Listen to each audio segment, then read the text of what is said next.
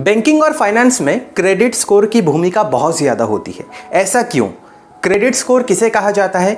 कौन से स्कोर को एक अच्छा क्रेडिट स्कोर माना जाता है? और क्रेडिट स्कोर कम होने से आपके लिए कितना नुकसान हो सकता है? आज मैं पूरी विस्तार से आप सभी को क्रेडिट स्कोर के बारे में ही बताने वाला हूं। तो मैं उम्मीद करता हूं आप इस वीडियो को शुरू से लेकर अंत तक ज़रूर देखेंगे। नमस्कार दोस्तों, मैं अभिनव स्वागत करता हूँ आप सभी को हमारे चैनल चलो सीखो में। आइए जानते हैं।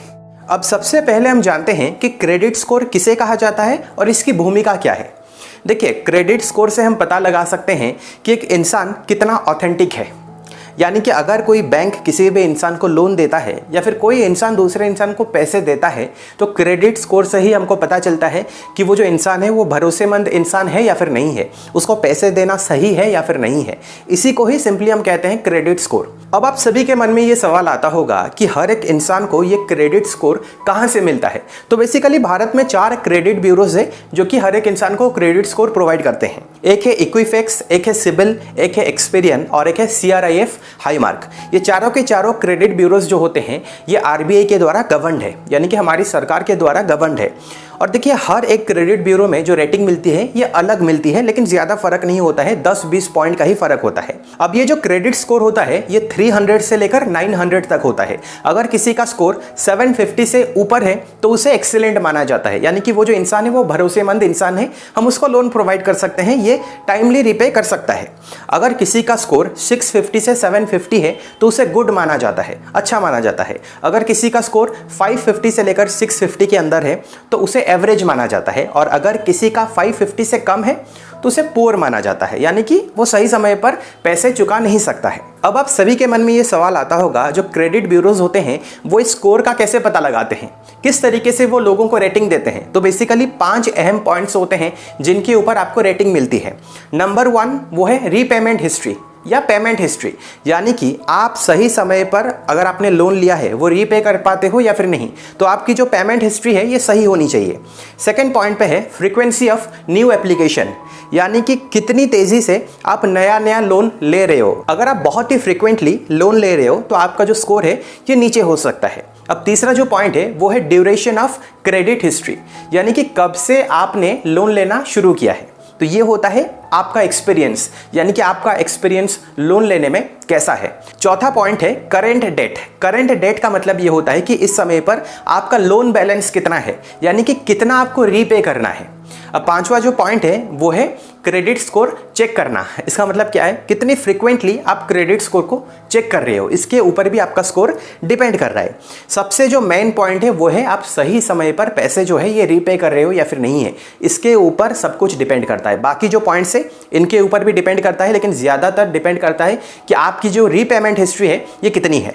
अब सवाल यह है कि आप इंप्रूव कैसे कर सकते हो। जैसे मैंने आप सभी को यहाँ पे पॉइंट्स बताए हैं, इन सब चीज़ों के ऊपर आपको ध्यान में रखना है। जैसे कि आपको सही समय पर लोन जो है ये रीपे करना है। अगर आपका एक्सपीरियंस अच्छा है, अगर आप लंबे समय से लोन ले रहे हो, उसका मतलब आपका स्कोर भी ऊपर होता जाएगा। अगर आप फ्रीक्वेंटली अपना क्रेडिट स्कोर चेक कर रहे हो, हर दूसरे दिन आप क्रेडिट स्कोर चेक कर रहे हो, उसका मतलब आपका स्कोर नीचे हो सकता है। और अगर आपकी फ्रीक्वेंसी भी ज़्यादा है, अगर आप एक हफ्ते में बार बार आप लोन ले रहे हो, उसका मतलब आपका स्कोर नीचे हो सकता है। तो इन सब चीज़ों को आपको ध्यान में रखना है। अब दोस्तों, बेसिकली जब आप कोई भी क्रेडिट स्कोर चेक करते हो ना, तो इसमें बेसिकली आपको पैसे लगते हैं। ये फ्री पे नहीं होता है, क्योंकि जो क्रेडिट ब्यूरो से जो भी रिपोर्ट आती है ना उसके लिए पैसे लगते हैं। लेकिन एक ऐसी एप्लीकेशन है जहाँ से आप फ्री पे अपना क्रेडिट स्कोर चेक कर सकते हो और यहाँ पे आपको 1 भी रुपये देना नहीं पड़ेगा। वो है वन स्कोर एप्लीकेशन। वहाँ पे आप जा सकते हो, नीचे डिस्क्रिप्शन पे मैंने लिंक दिया है, आप वो इंस्टॉल कर सकते हो। इसमें बेसिकली आपको एक्सपीरियन और सिबिल दोनों क्रेडिट ब्यूरो से आपको रिपोर्ट आती है और आपका क्रेडिट स्कोर यहाँ पे पता लग जाता है। ये हमेशा अपडेट ही होता रहता है। अब यहाँ से आप पता लगा सकते हो कि पेमेंट हिस्ट्री क्या है, यानी कि सही समय पर आप रीपे कर रहे हो या फिर नहीं। एक्टिव लोन क्या है, ये सब यहाँ पे आप देख सकते हो। तो अगर गलती से आपके नाम पर किसी ने लोन भी ले लिया है, फ्रॉड करने की कोशिश कर रहा है, तो इस एप्लीकेशन से आप पता लगा सकते हो कि एक्टिव लोन्स आपके अकाउंट में कितने हैं। अब इसीलिए मैं हमेशा ये कहता हूँ कि कभी भी आप अपने आधार कार्ड की डिटेल्स, पैन कार्ड की डिटेल्स किसी ऐसे बंदे को मत देना जिसके ऊपर आपका भरोसा नहीं है।